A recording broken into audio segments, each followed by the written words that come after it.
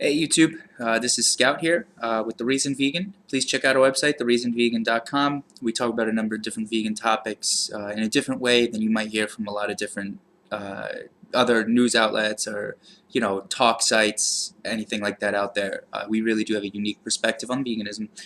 But that's not why I'm here today to talk about the site. I want to talk about something that I saw yesterday on YouTube. It was an interview with a prominent vegan activist, an advocate. I'm not going to say his name because you'll never see in this channel the kind of polemics that I feel like exists in a lot of other channels on YouTube, where like people are calling out names and taking shots at other people. That's not really the point of the discourse here. I don't think that should be the point of the discourse at all. So we are going to treat subjects a little bit more differently, and you'll see that through this video. But the interview that I'm referring to, now the vegan advocate was the interviewee, and he was on the radio show of the interviewer. Throughout the interview, there were multiple statements made that are disagreeable, but also that have implications that are pretty serious that we should really kind of think about as vegans and not do, for ourselves. So there's three main ones. There are others throughout the video that I'm not going to get into. The three that I've chosen kind of stick with the same theme, because at the end of this, I really want to kind of talk about how this lends itself to a PR problem that vegans have and that veganism has in society, where the perception of vegans is so poor that it just creates barriers for people to take veganism seriously. The first issue, sorry, I'm just like reading notes because I've literally been trying to do this video for like all day yesterday. Like I'm just, I'm kind of getting my my footing as far as like this whole vlog situation goes. But the first issue that I want to take aim at is a statement that the interviewee had made, that there is such a thing as the vegan position. He was answering a question posed by the interviewer about owning pets, and the interviewee had made the statement that this is the vegan position on owning pets. There are problems with that kind of representation of such a thing called the vegan position. The first problem is kind of like the problem with even employing that statement. There's a little sense of like arrogance and a little bit of audacity in purporting to make a statement on behalf of all vegans, the official vegan statement. That's just kind of not right. One should humble oneself a little bit more when discussing veganism and representing the cause to other people. And making a statement like the vegan position is just, kind of makes it seem like there is some type of vegan position, like there's some hierarchy or something, and he's like the spokesperson. It just doesn't look right. It just looks a little, arrogant, frankly. Not a good look for vegans. The second problem is that, saying the vegan position actually makes people think that there is such a thing called the vegan position. And there isn't. One of the things you'll see on The Reason Vegan is that we understand and try to exemplify the fact that there are many different ways to be vegan. I disagree with my other two writers on many subjects, and I disagree with a lot of vegans on many subjects. And I see a lot of disagreement amongst the vegan community. So I think that we should frame that as the way that vegans are, rather than purporting that there's such a thing as a vegan position. I don't think that this was the interviewee's intention when he made that statement, but I think that he should be in the future, and we should all be, always more careful in how we are framing our position as vegans about veganism. Because remember, veganism is a concept. We are not vegans in the sense that we're representing this concept wholesale. We are people who are vegan, and we have different perspectives on our vegan life. Now, the other thing is, the interviewer at one point, this is issue number 2, the interviewer had asked about past statements the interviewee made, comparing the artificial insemination that happens in the dairy industry to rape.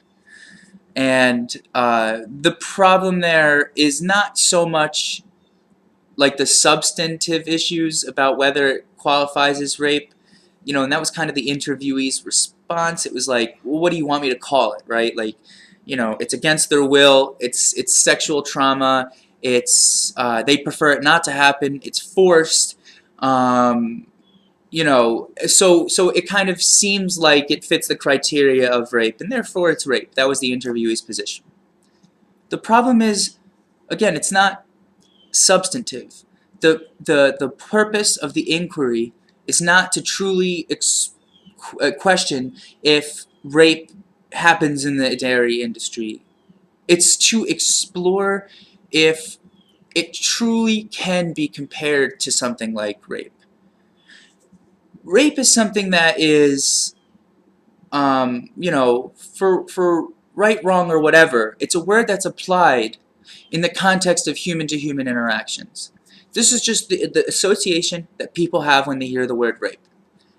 So when vegans call the artificial insemination that happens in the dairy industry rape, it kind of doesn't look right for people who are victims of rape, for people who are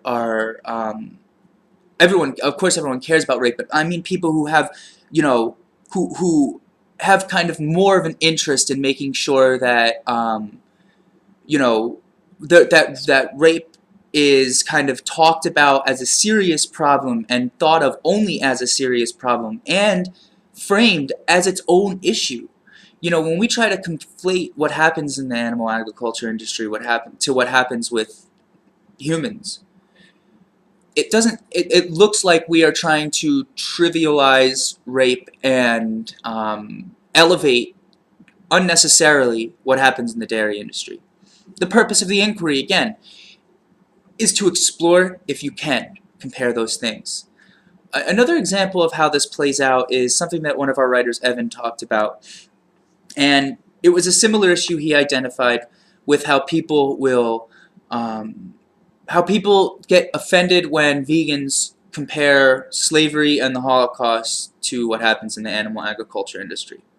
And again, it's another situation where, it fits the bill, right? Like some objective criteria, the definition of slavery and the Holocaust might apply to the animal agriculture industry when you think about the subjugation, the violence, the captivity, the multiple types of trauma, whether it's sexual, physical, emotional, mental, whatever.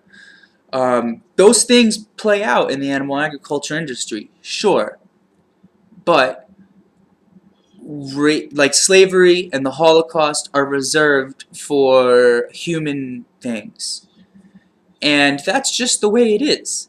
It's not about right or wrong. It's not about whether it meets the definition. It's about how the word is applied in language and in practice.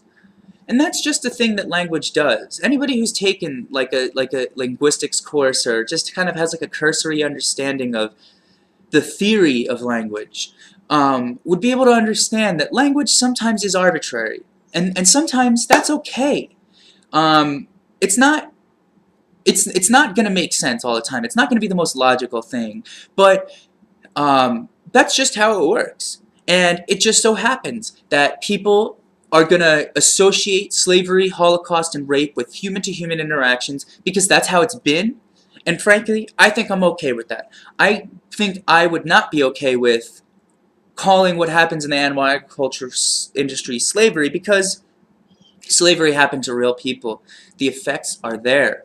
And this is something that I think a lot of vegans have diverging opinions about, but ultimately, humans and non-human animals exist on a different moral plane. When bad things happen to humans, it is more noteworthy in a sense that it's something we need to do about than what happens in the animal agriculture industry. Because the life of one human is and should be worth more than the life of one non-human animal. That's better that way, because we're humans. It's something we've talked about in another podcast in the past, so now you have no choice if you really want to know to check out our website. But, we've talked about kind of why it's not necessarily rational, but understandable and maybe reasonable that humans compartmentalize the value they ascribe to humans and then to non-human animals. And maybe compartmentalize is a bad word, but you know, there's a reason that we look at humans differently and value them differently than non-human animals is really the point. So I'm not going to get into that here, but just to say that when we are trying to discuss these issues and bridge the gap between vegans and non-vegans so they can understand the magnitude and horror of what happens in the animal agriculture industry, we just want to toe the line. You know, we don't want to trivialize victims of truly human atrocities. We should keep those separate. It makes people feel a little bit more amenable to the idea that we're talking about, and it's just a little kinder to the victims of those atrocities. My third issue, you know, it's more philosophical, but you know, in the interview, I just felt like the arguments were kind of like the same kind of arguments you would expect to hear from a vegan. You know, I just think that like there's a certain point where vegan advocates are pretty uncreative and they stick with the talking points of veganism. And there were multiple points throughout the interview where this was the case. You know, where the interviewee would kind of you know, make these really conventional arguments. He would, you know, instead of answering the question asked by the interviewer, he would like reformulate the problem and then kind of put it out as a vegan issue to say, you know, well, why not be vegan? And it's just like, you know, dude, he's asking you a question and you should answer that question, but you should also be serious about the criticisms that people have about vegans. You know, there were multiple statements about like appeals to nature, appeals to tradition, where like that's actually they weren't actually appeals to nature or appeals to tradition. Like if you strip away some of the kind of like vegan hot feelings he has, the interviewee, you know, the interviewer was asking some pretty serious questions, you know, and not serious in the sense that like, whoa, we have to think about it, you know, it could pose an issue with vegans, but serious in the sense that like, well, look, I mean, this is a philosophical problem, and we should have an argument. You know, we should have a reason to be vegan. And it shouldn't be like, look, you're just appealing to nature. No, we should address the topic he was posing head on and say, look, to the extent that you're right, here you are, but this is where it's really wrong. And this is why veganism is a solution. You know, that's perfectly fine, and there are so many examples of ways to do that. You know, even at one point, like, the interviewee had said, like, you know, you're sideswiping my question now. And then, like, the interviewee would sideswipe multiple questions. And, like, different arguments kind of about, again, like, well, what do you want me to call it? It looks like rape. It's just, it doesn't seem like you really sat down to truly think about these things very long. And what it lends itself to is this PR problem that I talked about in the beginning of the interview, where you go ahead and do an interview like that, and you make veganism look bad. You make vegans look bad, because you make it look like we are all one-minded and radical in our opinions, and disregarding of the sometimes reasonable contentions that people have with vegans. That's not how veganism should be represented. That is not vegans, and it makes people look at vegans and say, well, look, I mean, why would I want to be part of that group? It looks like just a whole bunch of dogma. And again, in the comments, don't talk to me about veganism being right or wrong. That isn't the point here. The point is how veganism is perceived. So right, wrong, whatever, we have to make sure we're representing the movement correctly and appropriately. And it doesn't just matter for us, it matters for people. We want them to frame veganism in the right context. We want them to become vegan.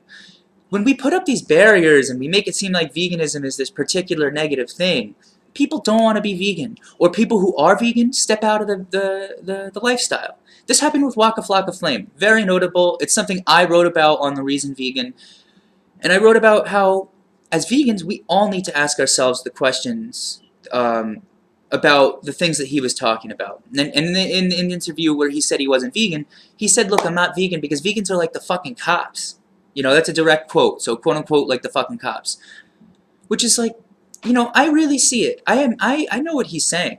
And I think if you're vegan and you're watching this, you know what he's saying. Be serious. And if you're not vegan, I know you know what he's saying. If you're not vegan, I'm sure you think it.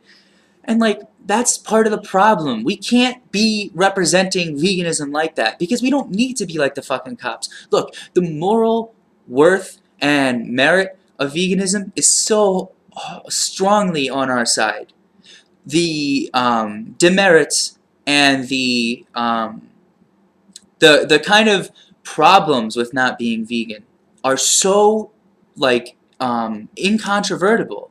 We don't need to actually have a debate about the rightness or wrongness of eating or being vegan or eating meat, because the argument's made through science and evidence and data, like, you know, and not just like vegan facts. I mean, like the UN, the Union of Concerned Scientists, Consumer Affairs, all these different organizations with different interests make these set of arguments that if you connect the dots between all of them, it says something very damning about the animal agriculture industry, and it says something very hopeful and good about veganism. So we should keep our arguments focused on the goodness, the rightness,